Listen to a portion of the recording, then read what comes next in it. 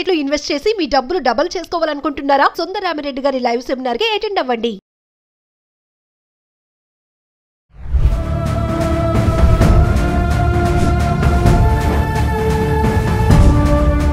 నమస్తే, welcome back to Suman TV. ప్రస్తుతం మనతో పాటు ఉన్నారు consumers affairs committee chairman Mandari Krishna Reddy గారు. నమస్తే సార్. నమస్తే అమ్మా. ఇప్పుడు పొల్లాచి సెక్షువల్ అసాల్ట్ కేసు అంటే ఏంటి సార్? దీని నుంచి అమ్మాయిలు ఏం నేర్చుకోవాలంటారు? బయట సమాజంలో చూస్తే అమ్మాయిలు పరిస్థితి సరిగా లేదు అంటే పేరెంట్స్ గైడెన్స్ లేక కొంతమంది నెగ్లిజెన్స్గా అమ్మాయిలు ఉండడం వల్ల కొన్ని చాలా ఘోరాలు జరుగుతున్నాయి. సో ఈ పొల్లాచి కేసు నుంచి మనం ఏం నేర్చుకోవచ్చు అంటారు? ఒక్కసారి దాని గురించి మాట్లాడుకోవచ్చు. పొల్లాచి గ్యాంగ్ రేప్ కేసు ఏదైతే ఉందో చాలా భయంకరమైన కేసు ఇది. ఒక్కరు కాదు, ఇద్దరు కాదు, కొన్ని వందల మంది యువతులు మహిళల మీద గ్యాంగ్ రేప్ చేసి అది బయటపడకుండా కొన్ని సంవత్సరాల పాటు గడిపినటువంటి ఒక గ్యాంగ్కి సంబంధించినటువంటి కథ ఇది. దీనికి పొల్లాచి గురించి కొంచెం మనం చెప్పుకోవాలి. పొల్లాచి అనేది కోయంబత్తూరు సమీపంలో ఉన్నటువంటి ఒక అందమైన ప్రాంతం. ఇక్కడ సినిమా షూటింగ్స్ ఎక్కువ జరుగుతూ ఉంటాయి. సినిమా షూటింగ్స్, కొన్ని టీవీ షూటింగ్స్ కూడా ఇక్కడ జరుగుతాయి. అయితే ఒకవైపున ఇంత అందమైన నగరం, ఇంత అందమైన ప్రాంతం, సినిమా షూటింగ్లకు అనుగుణమైనటువంటి వాతావరణం ఉండేటువంటి ప్రాంతంలోనే ఒక 9 మంది గ్యాంగ్ ప్రత్యేకంగా రేప్ చేయడానికే ఉందా అనిపించేటువంటి భయంకరమైన గ్యాంగ్ ఇక్కడ తయారైంది. దీనికి ఒక ఫైనాన్స్ కంపెనీ నడిపేటువంటి వ్యక్తి తోడయ్యాడు. అంటే ఈ 9లో వాడికి ఒక గెస్ట్ హౌస్ ఉంది. ఆ గెస్ట్ హౌస్ని ఆసరా చేసుకొని, అది కొంచెం కొండ ప్రాంతం లోపల కొంచెం సపరేట్గా ఉంటుంది. అంటే నిర్మానుష్యంగా ఎక్కువగా ఆ ఏరియాలో ప్రజలు తిరగడం అనేది జరగదు. అలాంటి ప్రాంతంలో ఉన్న ఈ గెస్ట్ హౌస్లో ఎక్కువ జరిగాయి. అంటే మ్యాక్సిమం వాళ్ళు అక్కడ చేశారు, ఈ రేపులు చేశారు. ఒక అమ్మాయి, కాలేజీకి వెళ్ళే అమ్మాయి 2019లో ఈ అమ్మాయి ప్రత్యేకంగా ఒక రోజున తను కాలేజీకి వెళ్ళి వస్తూ ఉంటే ఒక వ్యక్తి తారసపడ్డాడు. తను నవ్వుతూ మాట్లాడుతూ తనతో కాస్త పరిచయం పెంచుకునే ప్రయత్నం చేశాడు. ఆ తర్వాత మా ఇల్లు ఇక్కడే దగ్గరలోనే అని ఇట్లాగా అమ్మాయికి చెప్పాడు.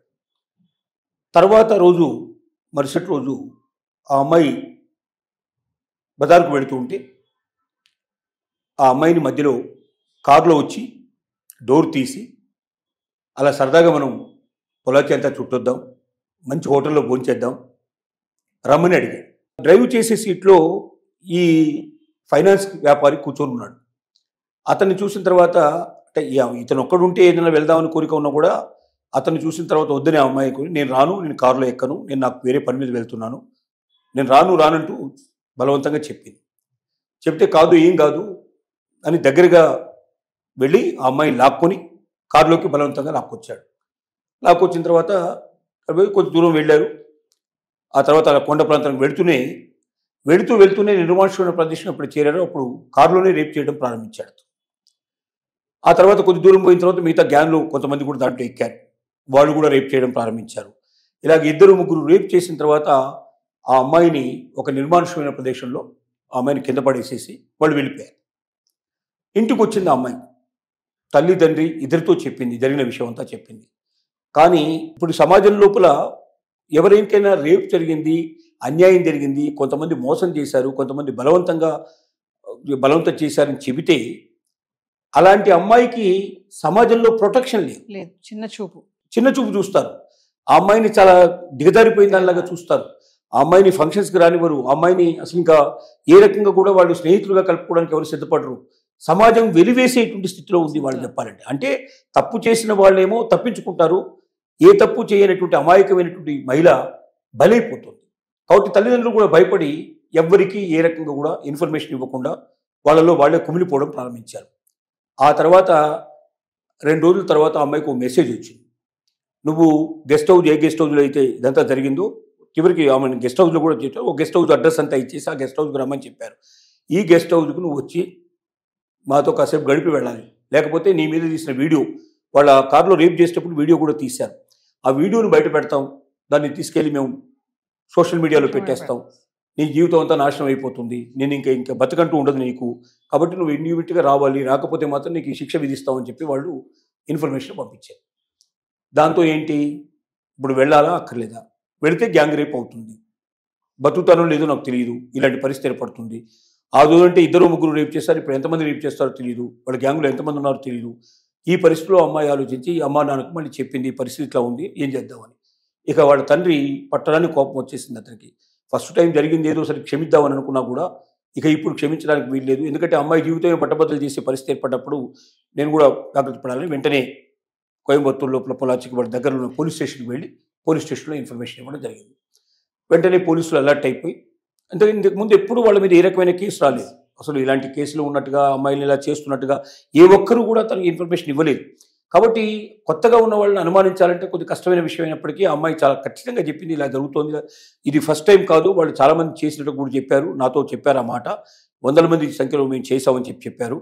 కాబట్టి నువ్వు కూడా, వాళ్ళు ఎవరు ఇంట్లో చెప్పలేదు, ఎవరు ఈ విషయాన్ని గురించి బయట పెట్టలేదు, బయట పెడితే ప్రాణాలకే ఉంటుంది, తర్వాత మానం పోతుంది, సమాజంలో పనికిరావని చెప్పి వాళ్ళు చెప్పారు. ఇంతవరకు ఒక్కరు కూడా ఈ రకంగా కూడా బయటకు వచ్చి పోలీస్ స్టేషన్ కానీ ఇన్ఫర్మేషన్ కానీ ఇవ్వలేదు అని చెప్పి వాళ్ళు ఖచ్చితంగా చెప్పారంటే వాళ్ళు ఎంతో మందిని ఈ రకంగా రేప్ చేసి ఉంటారు, కాబట్టి మీరు జాగ్రత్త పడి వెంటనే వాళ్ళు పట్టుకోమని చెప్పారు. చెప్తే పోలీసులు వెంటనే వెళ్ళి ఆ గెస్ట్ హౌస్కి వెళ్ళి చూస్తే ఆ గెస్ట్ హౌస్లో కొన్ని వందల వీడియోలు కనపడ్డాయి. అంటే అమ్మాయిలు మహిళల మీద చేసిన రేపులు ఏవైతే ఉన్నాయో రేపు చేసినప్పుడు తీసిన వీడియోలు కొన్ని వందలు కనపడ్డాయి. అక్కడ దానికి సంబంధించినటువంటి మంచి గదులు, వాళ్ళకు బెడ్రూమ్స్ లాంటివి, తర్వాత వాష్రూమ్ లాంటివి, తర్వాత మేకప్ సామాన్ లాంటివి, ఇలాంటివన్నీ కనపడ్డాయి అక్కడ. అంటే వాళ్ళకి ఇది చాలామందిని ఇప్పటికీ జరిగినట్టుగా సాక్ష్యాధారంతో లభించింది.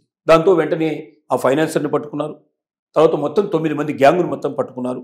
వీళ్ళని పోలీస్ స్టేషన్ నుంచి కోర్టులో ప్రవేశపెట్టారు. అలా జరిగినటువంటి కేసు తీర్పు మనకు ఈ మధ్య రీసెంట్గా మనకు బయటకు వచ్చింది.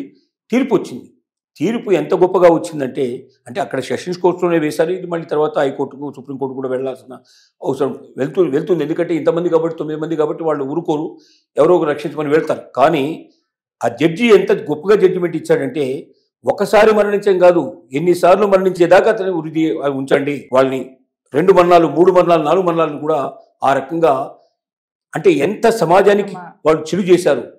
అట్లాంటి ఒక గొప్ప తీర్పుని ఇవ్వడం జరిగింది. నిజంగా జడ్జికి మనం హ్యాట్సప్ చెప్పాలి.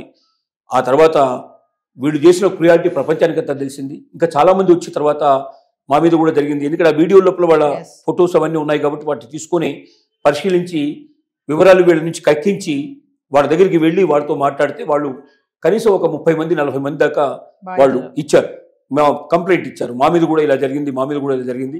మేము సమాజంలో ఎందుకు చెప్పలేదంటే, సమాజంలో చెప్తే అలాంటి స్త్రీకి రక్షణ లేదు, అలాంటి వాళ్ళకు విలువ లేదు, సమాజం వాళ్ళని చాలా అసహ్యంగా చూస్తుంది, తక్కువగా చూస్తుంది, వెలివేసినట్టుగా చూస్తుంది. మేము అలాంటి పరిస్థితి తెచ్చుకోకుండా ఉండాలనే ఉద్దేశంతో మా మీద అత్యాచారం ఒకసారి కాదు చాలాసార్లు చేశారు, గ్యాంగ్ రేపులు చేశారు. వాళ్ళకి ఇష్టం వచ్చినప్పుడల్లా పిలుచుకొని ఇష్టం వచ్చేట్టుగా మమ్మల్ని వాడుకున్నారు. అయినా మేము దాన్ని బయట పెట్టలేదు. కారణం ఏంటంటే సమాజంలో విలువ లేదనే ఉద్దేశంతో మేము పనిచేస్తామని చెప్పి మహిళలు ఎలుగెత్తి ఏడ్చి చెప్పారు ఆ విషయాన్ని. ఇవన్నీ దృష్టిలో పెట్టుకుని జడ్జి గారు అలాంటి జడ్జిమెంట్ ఇచ్చారు. ఇది మనకేం తెలుస్తుందంటే, ఒకటి, ఇలాంటి గ్యాంగ్ రేపులు ఎక్కడైనా ఉండొచ్చు, ఎంతమంది, అందుకే ఒక అంచనా ప్రకారంగా 1000 మంది మహిళల మీద అత్యాచారం జరిగితే ఒక్క మహిళ మాత్రమే పోలీస్ స్టేషన్కి వెళ్ళి చెప్తోంది. 999 మహిళలు బయటికి రావడం ప్రతి చోట జరుగుతోంది. ఇది హాస్పిటల్స్లో జరిగే అవకాశాలు ఉన్నాయి, కాలేజెస్లో జరిగే అవకాశాలు, వర్కింగ్ ప్లేస్లో జరిగే అవకాశాలు ఉన్నాయి, సమాజంలో బయట వెళ్తున్నప్పుడు ప్రయాణాల్లో వెళ్తున్నప్పుడు మహిళల మీద జరిగే అవకాశాలు ఉన్నాయి. సొంత బంధువులే ఇంట్లోనే అనేక సందర్భాల్లో వయసు సరిగా వచ్చిరాని పిల్లల మీద, ఆడపిల్లల మీద అత్యాచారం చేసే పరిస్థితులు జరుగుతున్నాయి.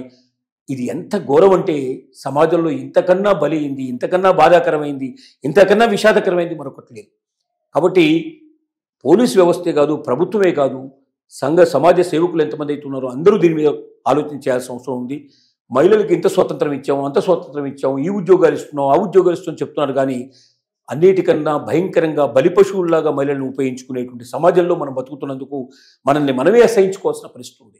ఎందుకంటే మనల్ని కన్నది అమ్మ, మనకు తోడుగా నిలబడేది భార్య, ఒక స్త్రీ. కాబట్టి మనకు తోడుగా నిలబడే చెల్లెమ ఒక స్త్రీ. మన అమ్మాయిల మీద, మన ఇంట్లో వాళ్ళ మీద జరిగినప్పుడు మనకు అర్థమవుతుంది ఎవరి మీద జరిగినట్టు. కాబట్టి ముందుగా సింపతి ఇవ్వడం నేర్చుకోవాలి.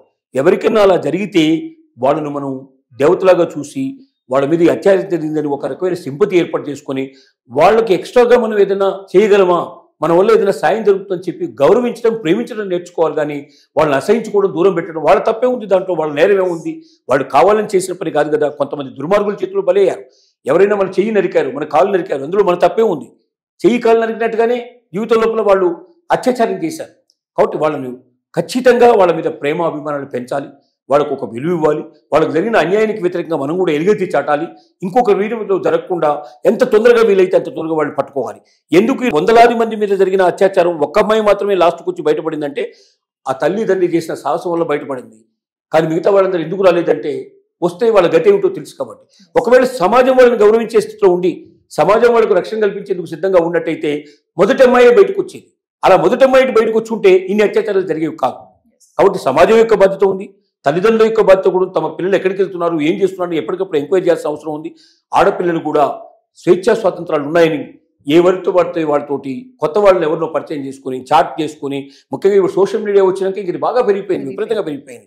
కాబట్టి ఎక్కడో పరిచయం ఏ ఫేస్బుక్లోనో ఏ చాట్లోనో వాళ్ళు పరిచయమైన వ్యక్తులు నిన్ను రమణంగా నువ్వు వెళ్ళిపోయి వాళ్ళకు లొంగిపోయి చివరికి నీ జీవితాన్ని నువ్వు నాశనం చేసుకునే పరిస్థితి రాకూడదు. కాబట్టి ఎట్టి పరిస్థితుల్లో కొత్త వ్యక్తులతో పరిచయాలు కానీ కొత్త ఆలోచనలు కానీ వెళ్ళకూడదు. ఒక జీవితం లోపల నువ్వు స్థిరపడి ఒక ఓని నీకు సంబంధించినటువంటి ఏ కలీగో లేకపోతే నీ పక్క వాళ్ళు ఎవరన్నా అన్నా కూడా దూరం వెళ్ళాల్సిన అవసరం లేదు. నువ్వు అందరి ముందు పబ్లిక్లో ఉండేటువంటి విషయం చూసుకోవాలి తప్ప పబ్లిక్ని దాటిపోవడానికి నువ్వు ప్రయత్నం చేయకూడదు. చేస్తే నీ మీద ఏ రకంగా వేటుపడే అవకాశం ఉందనేది ఒక గుణపాఠం. ఇది ఈ గుణపాఠం అందరూ మహిళలు, ముఖ్యంగా కాలేజీ గోయింగ్ లేడీస్ ఎక్కువగా, అమ్మాయిలు ఎక్కువగా దీని గురించి ఆలోచించాల్సిన అవసరం ఉంది. సమాజం కూడా చాలా మారాల్సి ఉంది. ప్రభుత్వాలు కూడా చాలా కటుగా ఉండాల్సిన అవసరం ఉంది. పోలీస్ డిపార్ట్మెంట్ మరింతగా ఎలాంటిగా ఉండాల్సిన అవసరం ఉందని మనం విజ్ఞప్తి చేస్తున్నాం. Thank you sir.